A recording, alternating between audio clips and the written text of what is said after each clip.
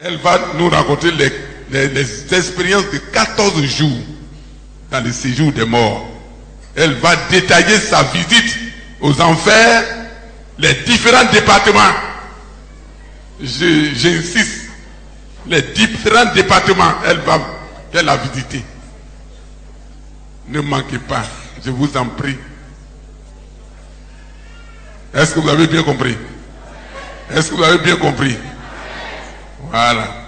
Donc, pour ne pas durer votre plaisir, je m'en vais vous dire que si quelqu'un quitte Azopé et vient à Abidjan, il va te rendre son témoignage sur Abidjan. Il est quitté Azopé, il est rentré par où? À Nyama, et puis à Bobo, et puis il dit je suis parti à Abidjan. Quelqu'un qui a quitté à Gaïwa, il passe par Yopougon, il dit j'ai été à Abidjan. Quelqu'un qui a quitté à Bassam, il dit j'ai été à Abidjan. Il rentre. Ce ne sont pas les mêmes expériences, s'il vous plaît. Alléluia. Peut-être vous avez déjà écouté des expériences des gens qui ont été au ciel. Vous voulez que ça soit exactement ce que Paul avait dit là. Que exactement, non. Non. Non. Je vous en prie, sans jugement. C'est personnel ce qu'elle va dire. C'est ce qu'elle a vu, a testé et qu'elle va nous déclarer. Elle est responsable. Donc, moi je crois à ce qu'elle va dire. Est-ce que tu y crois aussi? Voilà. Et si tu ne crois pas, Dieu ne va pas te visiter. Mais si tu crois tout simplement comme un enfant, tu seras débordé et la gloire de Dieu va descendre sur ta vie. Ça sera extraordinaire. Alléluia. Comment est-ce que la gloire de Dieu est descendue sur elle? Elle va nous dire ce soir. Mais, je vous en prie, Dieu là, il ne fait pas acception des gens. C'est les femmes togolaises, il envoie sa gloire sur eux. Les femmes ivoiriennes, les Ivoiriens, la gloire de Dieu peut descendre sur toi aussi. Voilà. Est-ce que vous avez bien compris? Est-ce que vous avez bien compris? Je vous en prie, nous demandons à la sœur Aïkoui Gracia.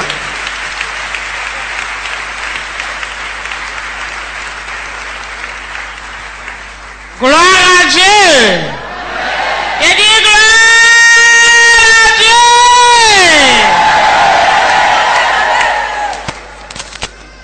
Nous rendons gloire au Seigneur parce que nous sommes au deuxième jour de notre programme. Alléluia.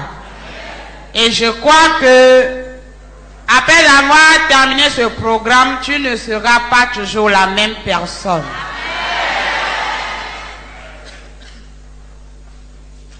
Avant de commencer les expériences de 14 jours, le Seigneur Jésus m'a déjà fait visiter le ciel et l'enfer pendant 4 heures. Tout ce que tu vas écouter maintenant, ce n'est pas encore dans les 14 jours. J'ai fait d'abord une expérience de 2 heures au ciel. Et après 2 heures encore en enfer. Et après cela, j'ai commencé les 14 jours. L'enfer et le paradis est réel. Le paradis et l'enfer existent. Le paradis et l'enfer est bien réel.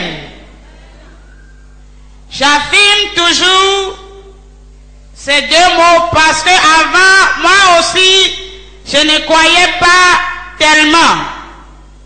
Ma foi n'était pas chaude pour ce qui concerne l'enfer et le paradis.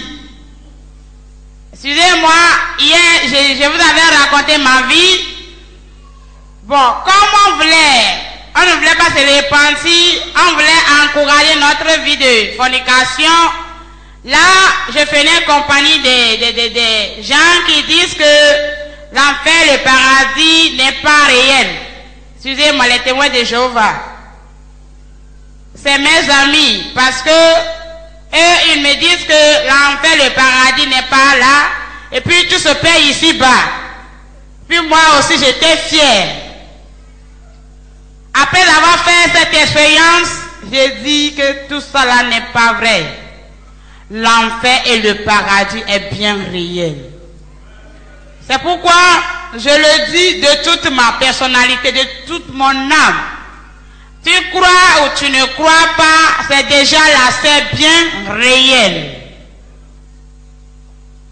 Il était arrivé au mois de mars au Togo que l'église baptiste Ebenezer priait chaque soir.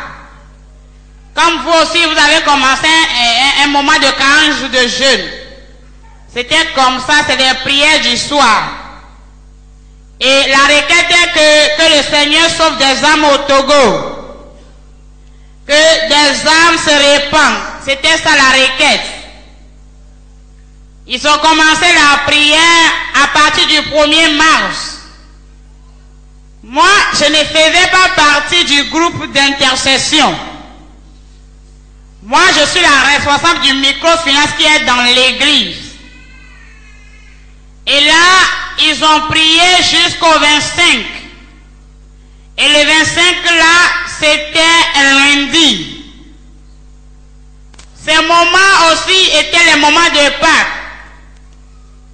Le lundi là, j'ai déjà fini mes travaux du soir. Je devais rentrer à la maison. Avant de rentrer, je dois charger une commission au pasteur dans le groupe. Et là, j'ai déjà fermé la porte et je me suis approché du groupe pour charger une commission au pasteur. Et c'est là que j'apprenais que demain, nous allons aller prier quelque part. Nous allons aller prier dans un champ. Comme je l'avais dit hier, l'église baptiste Ebenezer avait un camp de prière.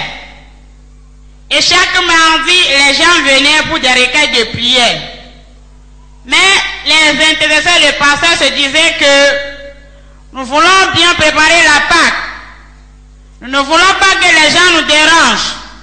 Pour cela, nous allons nous réfugier pour bien prier, pour bien préparer la Pâque. Bon, je ne sais pas ce qui m'est arrivé.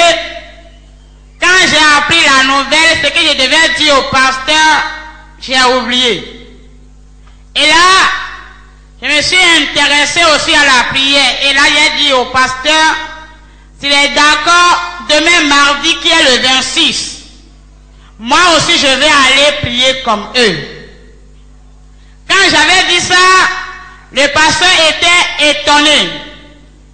Parce que Grâce est une fille, c'est vrai, j'ai passé par la demande, tout ça là, mais la prière, j'avais dit pour les dons du Saint-Esprit, les choses spirituelles, je n'étais pas tellement chaud.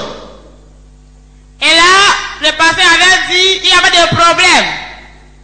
Tu peux aller également avec nous.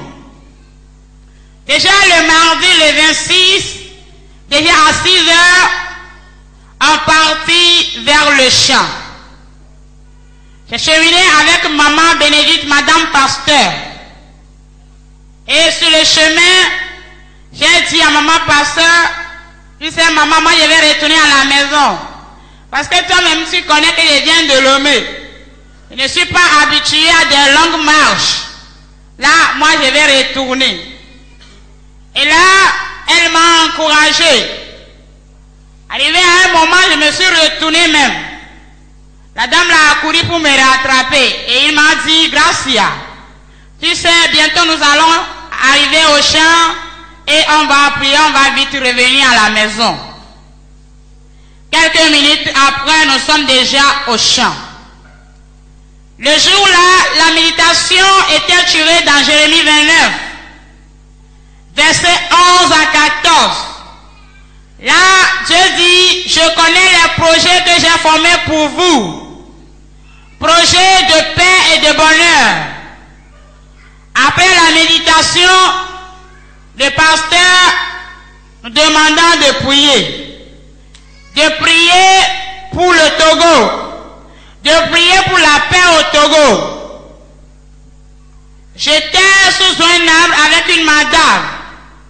On était couchés ensemble sur un pan. Excusez-moi, la dame là, elle est prophétesse.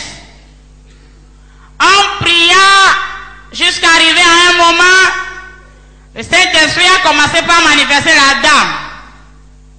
Elle s'exprima en d'autres langues que je ne comprends pas. Moi, je ne comprends rien. Alléluia. Et là, je l'ai touché, j'ai dit, madame, tu sais, tu n'es pas seule ici. Gloire à Dieu. Tu n'es pas seul ici.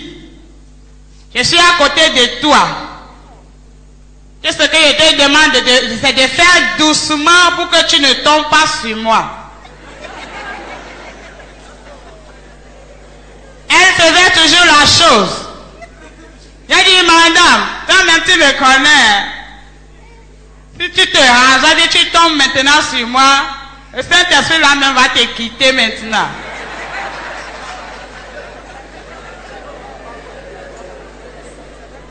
Et là, elle faisait toujours la chose. Bon, moi j'étais énervé, le panier était à moi. J'ai pris le pain d'une manière violente et j'ai fait tomber la dame là par terre. Et quand j'ai parti, la dame là m'a dit quelque chose. Elle a ouvert les yeux, elle m'a bien regardé.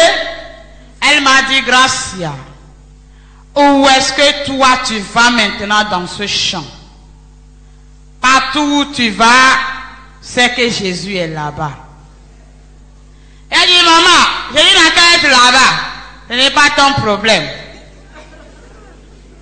Et là, je l'ai quitté. Je suis allé m'installer quelque part. Et là, le pasteur est venu à mon niveau. Moi, j'aime vraiment me coucher. Je me suis toujours couché sur le pan. Et le pasteur est venu à mon niveau. Il dit, Gracia, lève-toi pour prier. On n'est pas venu ici pour dormir. Maintenant, voilà le pasteur qui tient ma main. On commence à marcher. On fait va-et-vient. Il dit, prie pour le Togo. Il a prié avec moi jusqu'à un moment, il est parti. Quand il est parti, je me disais à moi, ah, qu'est-ce qui a fait que je suis maintenant venu dans ce champ? Personne ne m'a même pas forcé. Moi, je devais rester au boulot. Travailler, midi, je vais bien manger et dormir. Voilà le pasteur qui me dérange, lève-toi pour prier. En tout cas, nous sommes dans un champ. Ce que je vais faire maintenant, je vais aller me cacher. Quand je vais aller me cacher, moi je vais dormir. Lorsqu'on va lancer la deuxième requête, on dira aux gens de revenir. Et là, peut-être on va taper les mains. Quand je vais écouter, moi aussi je vais revenir comme j'ai prié. Et là, j'ai pris mon pain, j'ai regardé le pasteur, j'ai regardé que le pasteur ne me voyait pas. J'ai pris le pain et je faisais comme ça. Et je suis allé me cacher. Quand je suis allé me cacher, voilà un cantique qui me force de la chanter. Moi, je vais me cacher. La chanson là, c'est comme si quand je ne chante pas là, je vais vomir. J'ai dit, ah, moi je vais me cacher. Hein. Gloire à Dieu. Et là, ce cantique qui dit, je me tenais sur la montagne de Calvarie pour contempler les merveilles de l'Éternel. Mais je suis très Calvarie, toka kwe manji, les mains sur Yeshua. Je suis très Calvarie, toka kwe manji. Les Togolais chanter avec moi. Les mains sur Yeshua.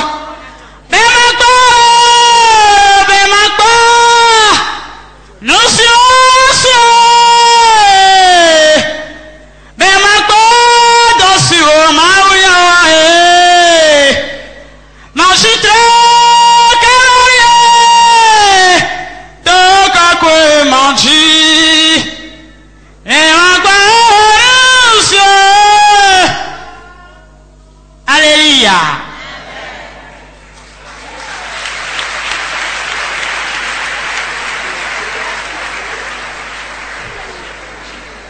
Merci beaucoup à mes mamans togolais qui ont chanté avec moi.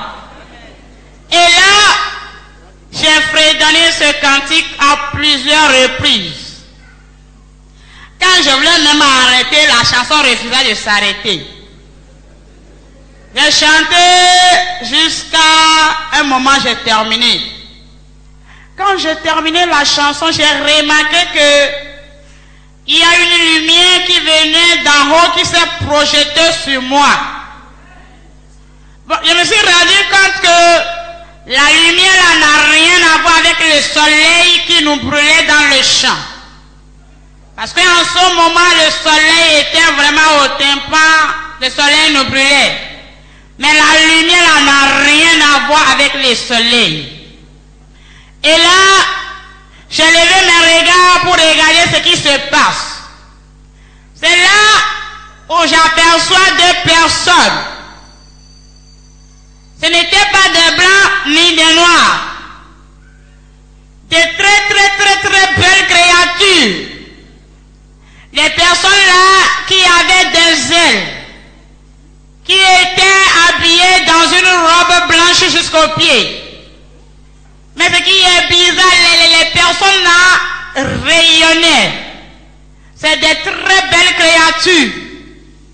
C'est vrai, on dit un ange de Dieu, je n'ai jamais vu un ange. Même pas dans mon songe. Et là, je suis une personne, un être humain. J'ai commencé par crier. Je disais, je ne veux plus me cacher. Ne m'attrapez pas, je criais. Je courais. Je disais, venez me secourir. Quelque chose voulait m'attraper. Là, ce qui est bizarre, moi-même je courais, mais ma course tournait seulement en rond. Je courais, mais je suis toujours sur place. Là, les personnes venaient comme ça. Je disais, oui, je ne veux plus me cacher, pardon. Mais les gens descendaient du ciel. Et les deux personnes là sont descendues jusqu'à mon niveau. Et ils sont suspendus en l'air. Leurs pieds n'ont pas touché le sol. Et voilà ces deux personnes qui me regardaient. Ce qui est bizarre, c'est des gens qui avaient des cheveux jusqu'aux fesses. Des chevelures qui dansaient d'elles-mêmes. Et là, quand ils me regardaient, par un moment, la peur a disparu. Parce que ce n'était pas des regards méchants. C'était des regards pleins d'amour, pleins de compassion, de tendresse.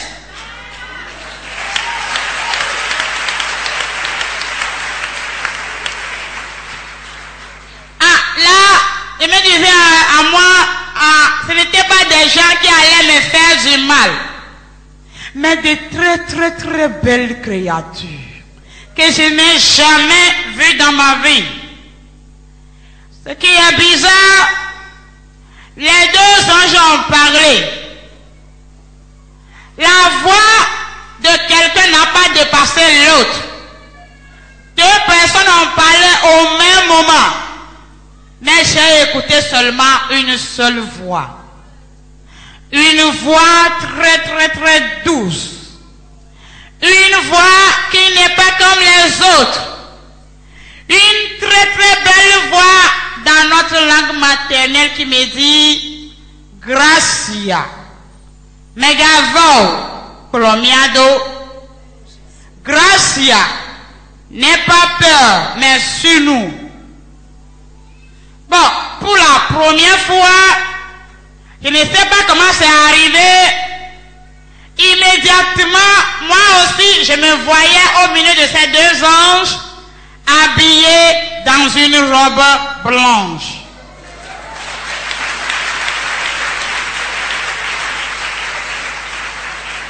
Et là, on a commencé par monter vers le ciel. En montant vers le ciel, on n'était pas allé par avion, ni voiture, ni moto, non. En montant comme ça vers le ciel, on traversait les nuages. Je voyais les belles paysages et le voyage devient intéressant. On a monté monter jusqu'à arriver dans une ville très très très belle.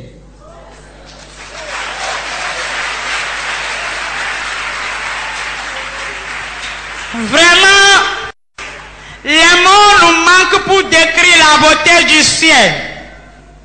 On ne pouvait pas décrire le ciel avec des mots terrestres. Tout ce que je pouvais dire maintenant, ce n'est même pas encore ça. Les mots en manquent. Une ville très très très large. Ce qui est bizarre, une ville qui n'a pas de commencement ni la fin. Je ne pouvais pas te dire maintenant que la ville a commencé ici, terminé là. Non. Cela prouve que notre Dieu est d'éternité en éternité.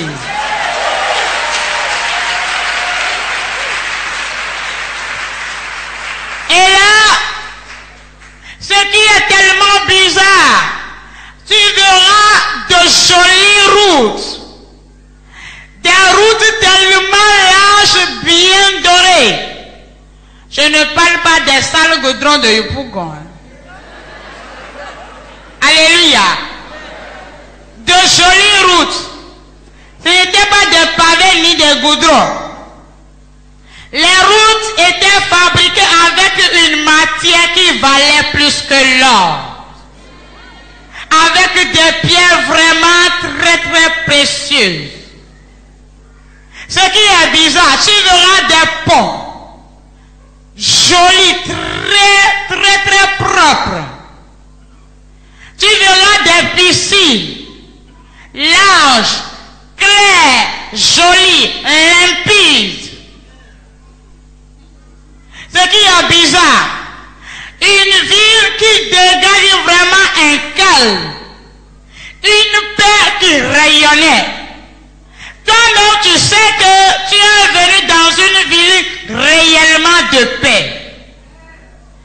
Il n'y a même pas de bruit dans la ville. Un calme qui régnait. Il n'y a plus de soleil dans la ville.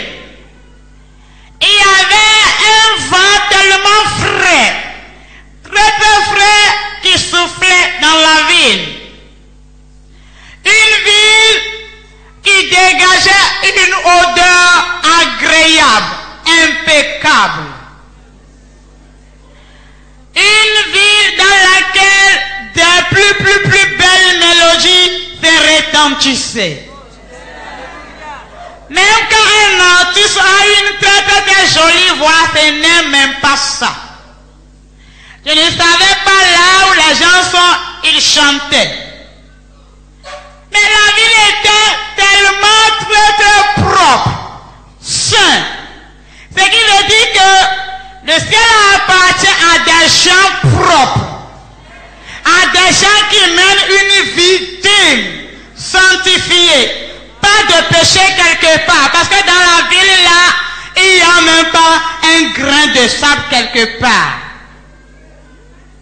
Ce qui est bizarre, étonnant, les deux anges là, lorsqu'ils étaient venus dans le champ, ils sont suspendus en l'air.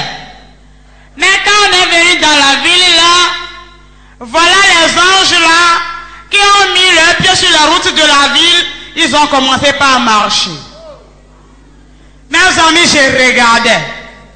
Imaginez une petite villageoise ivoirienne qui se retrouve en Europe.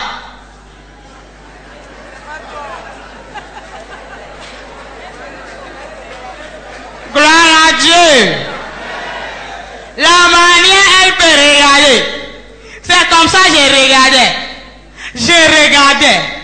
Je ne pouvais même pas savoir que le ciel est tellement réel comme ça.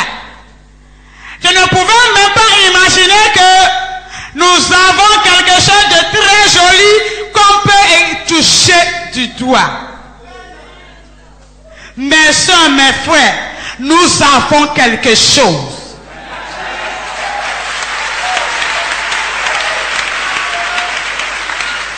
Nous avons une demeure éternelle. Jésus a dit, moi je m'en vais pour vous préparer une place. Jésus nous a préparé quelque chose. Nous avons quelque chose. Nous avons une place. C'est pourquoi toi qui es tellement découragé, fortifie-toi maintenant. Toi qui ne sais plus quoi faire, sois fortifié maintenant. Quand les situations durent, les calamités, les problèmes vont arriver, ma soeur, réjouis-toi. Dis à ton âme, mon âme, je me réjouis. Parce que je sais que moi, je suis un voyageur. Je suis un pèlerin de voyage. Bientôt, je vais rentrer.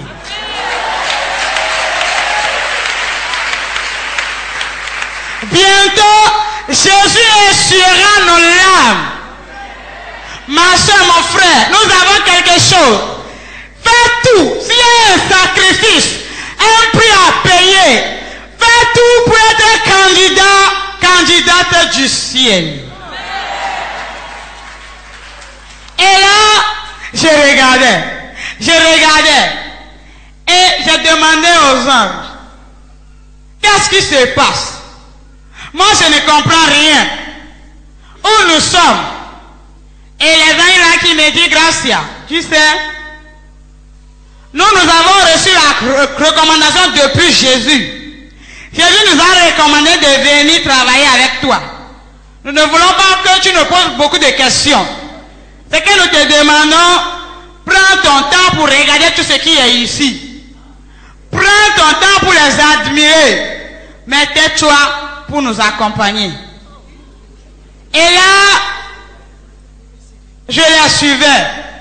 Mais comme je n'arrivais jamais à les rattraper parce que je regardais. Nous voilà devant quelque chose. Nous voilà devant 3 personnes. Des très belles créatures. Là, les personnes là, moi je les appelle les vieux jeunes. Premièrement, je les appelle les vieux parce que c'est des gens qui avaient des barbes jusqu'ici. Mais ce qui est bizarre, ce qui est étonnant, c'est des gens au ciel comme des adolescents de 15 ans. C'est des gens très jeunes.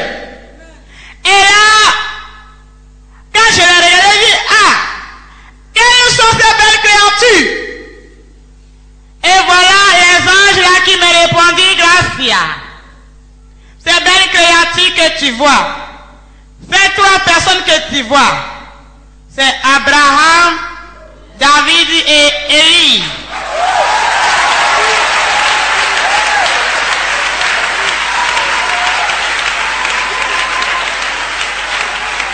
Gloire à Dieu. David était au milieu. Mais c'est des gens au ciel comme des gens qui ont 15 ans. Ils ne sont plus vieux là-bas. Ils sont tellement fraîches, jolis dans leurs robes blanches. Et là, derrière ces 3 personnes, tu verras une foule. Mais ce qui est bizarre, si tu vois une femme dans la ville, elle est tellement belle. Tu vois un homme, il est tellement beau. Il n'y a plus de vieux ni de vieilles dans la ville. Tout le monde est jeune, fraîche. Alléluia. Là, je regardais. Ce qui veut dire que même quand tu as 200 ans avant de mourir là, tu vas au ciel, tu seras tellement jeune. Là, on ne vieillit plus. Et on continuera le chemin ensemble. Nous voilà devant des maisons. Des maisons inachevées. Tu verras des cases comme une pièce. Chambre, salon. Maison, étage 1, 2, 3 en allant. Elles sont tous inachevées parce que tu verras certaines maisons, la porte est là, mais la fenêtre n'est pas là. Tu verras certains avec fenêtre, mais sans porte. Il n'y a même pas de couverture. Je ne parle pas de maisons qui sont fabriquées en briques, en alu, en argile, en bois, non. On n'a rien pris d'ici pour construire quelque chose au ciel. C'est des maisons qui étaient fabriquées avec des pierres précieuses. Et là, je demandais aux anges pourquoi ces maisons ici. Pourquoi ces maisons-là ne sont pas habitées par des gens. Voilà les anges là qui me répondit, Gracia. Les maisons là que tu vois, les maisons là que tu es en train de voir, c'est vos maisons. Vous qui bouffez des dîmes et offrandes de Dieu. Vous qui volez Dieu dans les dîmes et offrandes. Vous n'étiez jamais fidèles. C'est comme ça que vous allez construire ici. Elle dit, ah, est-ce que moi, je veux voir pour moi. Moi, je veux voir ma maison. J'étais dans l'espérance. J'étais tellement en hâte de voir ma maison. Et quand j'ai dit ça, ce qui m'a étonné, les gens m'ont regardé. Tu veux voir ta maison? J'ai dit oui. Et là, voir ma maison. Est-ce que moi aussi j'ai une maison? Et ils m'ont regardé tendrement, ils m'ont dit, toi aussi tu as une maison. Tu as quelque chose. Voilà les gens là qui me montraient quelque chose qui n'est même pas case. Alléluia. Ce n'est pas maison, hein? Non. Quelque chose qui est au niveau de fondation. C'est-à-dire, tu poses fondation, tu veux construire. Mais ce qui est bizarre, la fondation même n'est même pas clôturée. Quelque chose de demi. Et là, les gens, ils me disaient, Gracia, je vois ta maison, c'est ta maison. Il dit, moi, ma maison. Ça, ce n'est pas pour moi, c'est pour quelqu'un d'autre. Il m'a dit oui. J'ai dit, comment moi je peux construire ça? Ah, peut-être vous allez tromper, chercher encore. Et là, il me dit, ici on ne se trompe pas. C'est ta maison. J'ai dit quoi? Mes amis, j'étais surprise. J'étais désespérée de voir ma maison.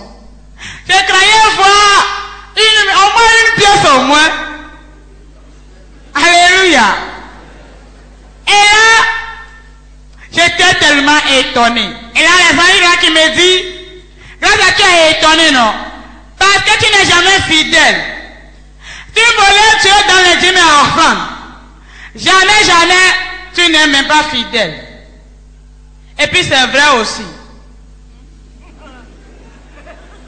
Alléluia. Moi j'ai travaillé. À la fin du mois, je suis payé beaucoup. Quand je prends, qu'est-ce que j'ai fait? Comme il y a cahier de gym. Chez nous, on dit il y a cahier de gym à l'église. Quand tu nous donnes, il y a cahier de gym et carnet de gym.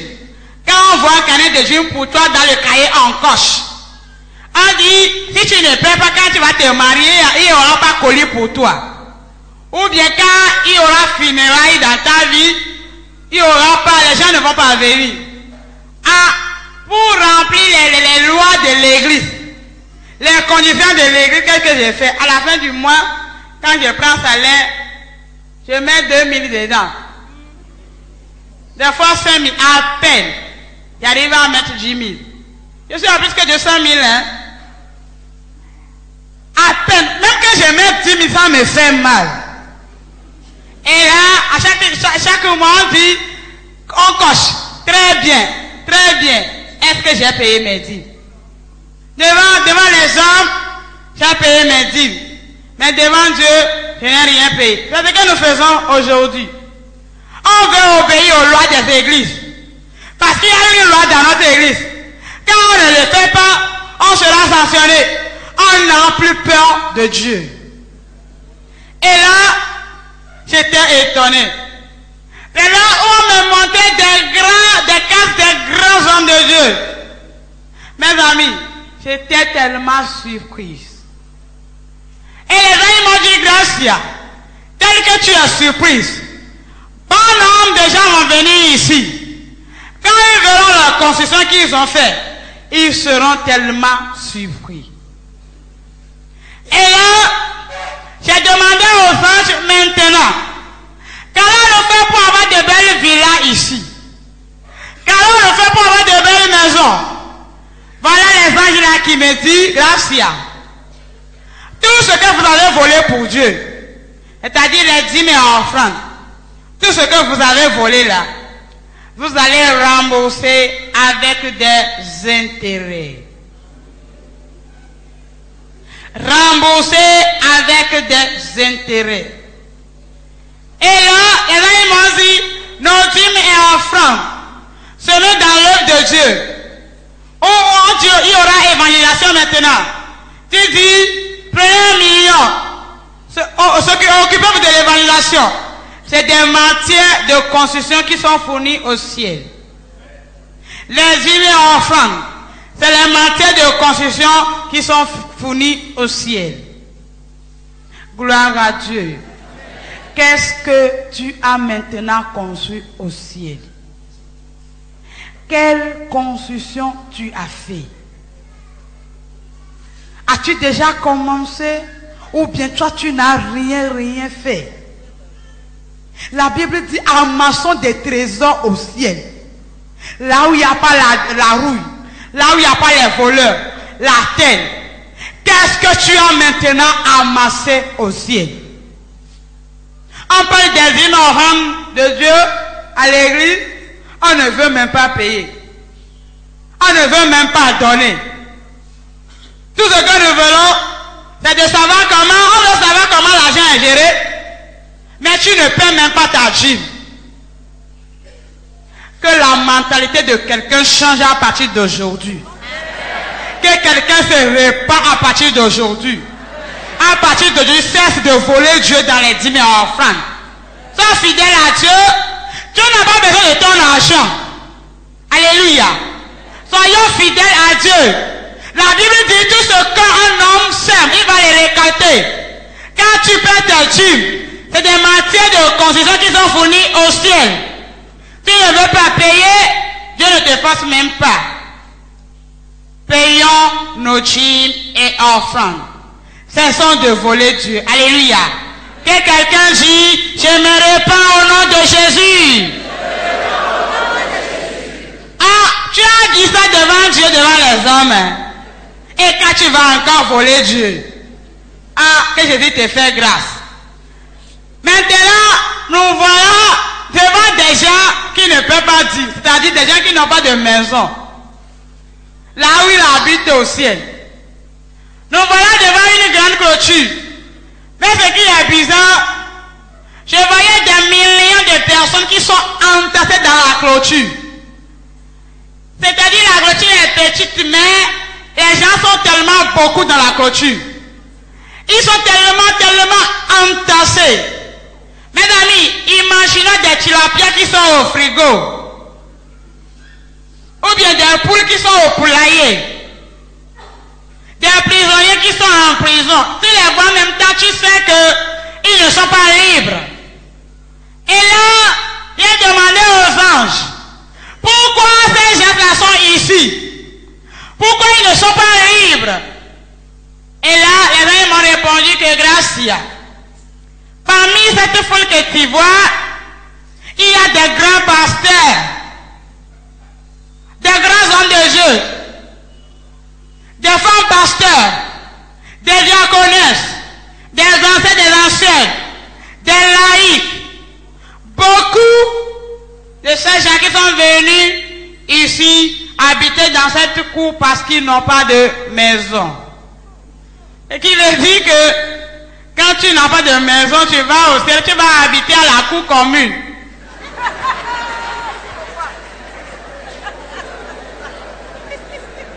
Gloire à Dieu.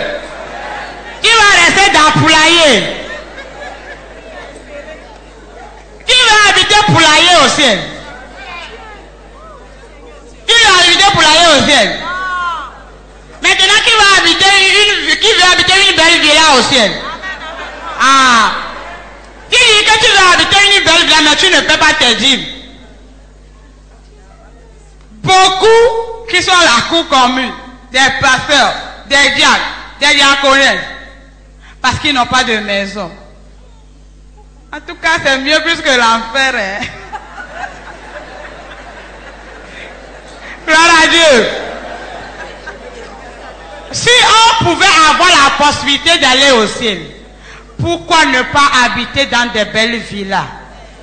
Pourquoi ne pas habiter dans de belles maisons? Mes amis, payons nos dîmes et offrandes pour que quand tu vas au ciel, tu habites ta belle villa. Beaucoup sont là à la cour commune parce qu'ils n'ont pas de maison. Nous voilà devant quelque chose. Quelque chose qui me rend toujours triste quand je rends ce témoignage. Nous voilà devant des bébés. De nombreux bébés. Mais les bébés là sont comme des bébés qui sont à la maternité.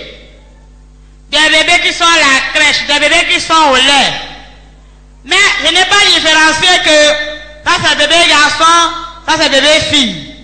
Je n'ai pas différencié le sexe. C'est des bébés qui sont dans leur robe blanche. Au ciel, tu verras tout le monde habillé dans une robe blanche rayonnante.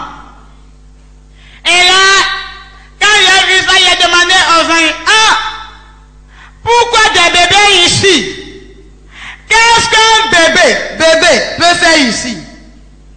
Et là, les gens ils m'ont regardé, ils m'ont dit, Gracia, ces bébés-là que tu vois, c'est des bébés qui sont avortés. Les bébés qui sont avortés. Et ces bébés sont ici à chaque fois.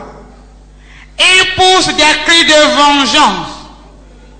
Ces bébés-là disent vengeance, vengeance, vengeance. Demain, voilà, nous allons écouter les départements des gens qui avortent. Les gens qui ont laissé leur bébé là-bas. Et là, les gens qui m'ont dit que Gracia, un seul bébé avorté pousse des cris de vengeance pour une catégorie de personnes. Un seul bébé avorté. Ce n'est pas seulement la jeune femme ou bien la jeune fille qui a avorté, non. Le monsieur qui a mis la jeune fille enceinte. Le monsieur aussi est dedans. Ou bien vous êtes au foyer, vous vous dites, on a déjà 10 enfants. Le 11e est venu. Les gens ont évoqué de nous. En compromettant avec ton mari, vous allez chercher la solution pour ce bébé innocent. Le mari, toi aussi, le monsieur, l'homme aussi est dedans. Les docteurs auront beaucoup de bébés.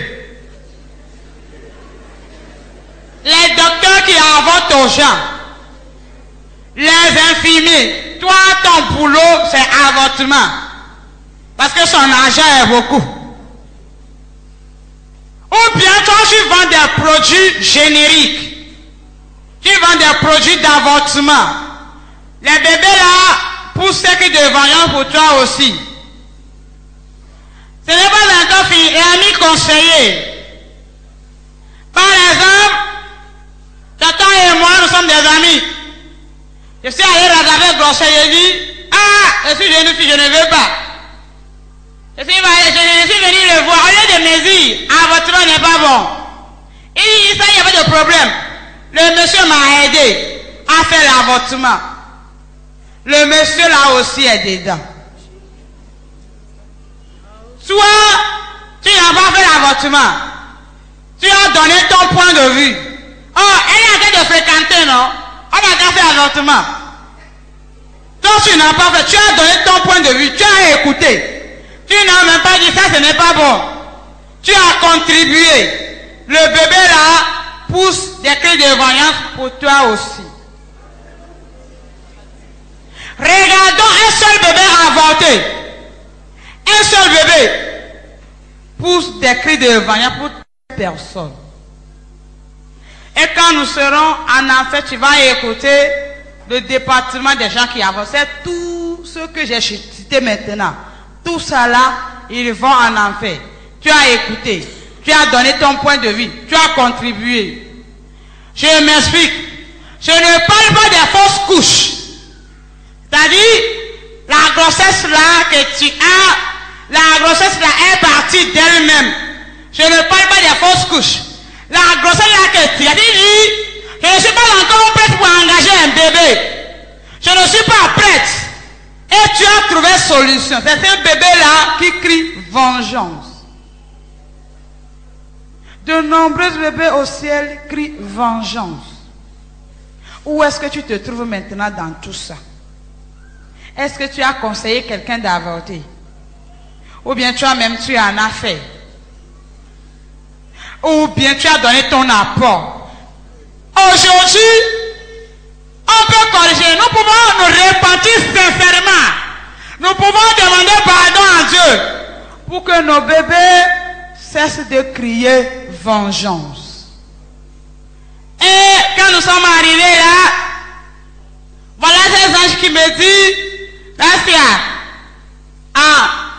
si on regardait bien, maintenant on retourne. Elle dit quoi? On retourne où? Il m'a dit, là où on t'a pris. Vous voulez retourner pour prendre encore quelqu'un? En tout cas, moi, je suis venu ici, ça me va. Ici, ça me va bien. Je ne veux plus aller quelque part. Gloire à Dieu. Maintenant, tu retournes. Tu sais, à partir de maintenant, tu te disposes. À 22 heures, nous viendrons encore te chercher. Mais pour l'heure, tu ne parleras plus. C'est comme ça, quand je suis venu pour la première expérience, j'ai perdu l'usage de la parole. Et là, j'ai dit aux anges, en tout cas, moi je ne vais nulle part. Comment vous pouvez me dire de quitter quelque chose de joli comme ça? En tout cas, moi, je suis déjà venu ici, je serai ici pour toujours. Et les amis m'ont dit, toi tu n'as même pas de maison.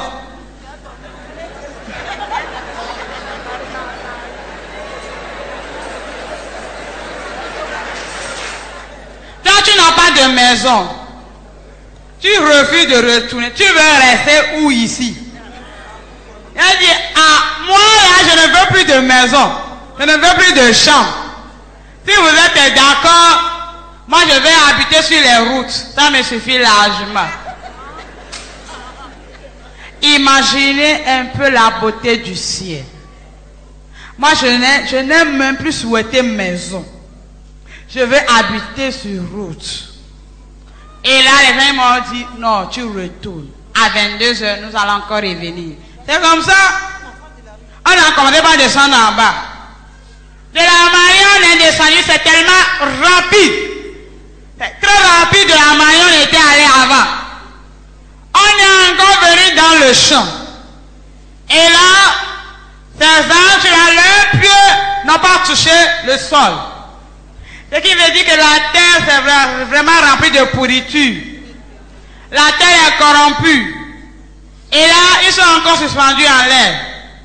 C'est là où il me dit, tu vois, la personne là qui est sous des buissons, c'est toi. Toi, tu descends.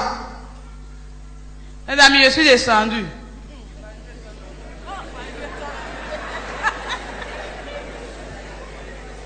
Quand je me suis descendu, je me suis réveillé, je me suis assis là-bas, ça a duré plus de 30 minutes. J'ai réfléchi. Tellement, qu'est-ce que je viens de voir? Ah, le ciel est tellement réel comme ça. On peut toucher. Et là, quand j'étais parti, voilà le pasteur, il y avait ma maman aussi dans le groupe d'intercession. Les femmes là qui commençaient par pleurer, peut-être, j'étais mordu par un serpent ou tout ça là, elles ne savent pas. Et c'est là que j'ai regagné le groupe. Je ne parlais pas tout ce qu'ils m'ont demandé, j'ai parlé par écrit. Quand je suis revenu même, la terre même me dégoûte. Je n'ai même plus envie. Et là, on est revenu à la maison. Quand on est revenu à la maison, je devais aller chez ma mère. Et là, le pasteur me dit, ce qui t'est arrivé aujourd'hui là, je veux que tu viennes avec moi à la maison. Comme les anges ont dit, il va encore revenir te chercher à 22 heures. Nous tous, nous serons témoins. Ça va se passer devant nous. Et c'est pourquoi ces témoignages n'est pas que, bon, à partir de demain, je vais te dire, maman, c'est dans une chambre. Non, c'est public. Les médias, les gens sont venus. Demain, nous allons écouter. Mais ce qui s'est passé à 22h. Déjà à 19h, on a déjà pris les bagages pour venir à l'église. Il y avait déjà les femmes intercesseurs, les diaconés, certains pasteurs de l'église. Et là, notre microfinance se trouvait à l'église. C'est une chambre dans l'église. Comme d'habitude, quand moi je suis venu, je me suis installé devant mon bureau. Il y avait les pasteurs, sa femme, et puis 4 diaconés dans la chambre. Comme la chambre est petite, les autres étaient dehors sur la terrasse.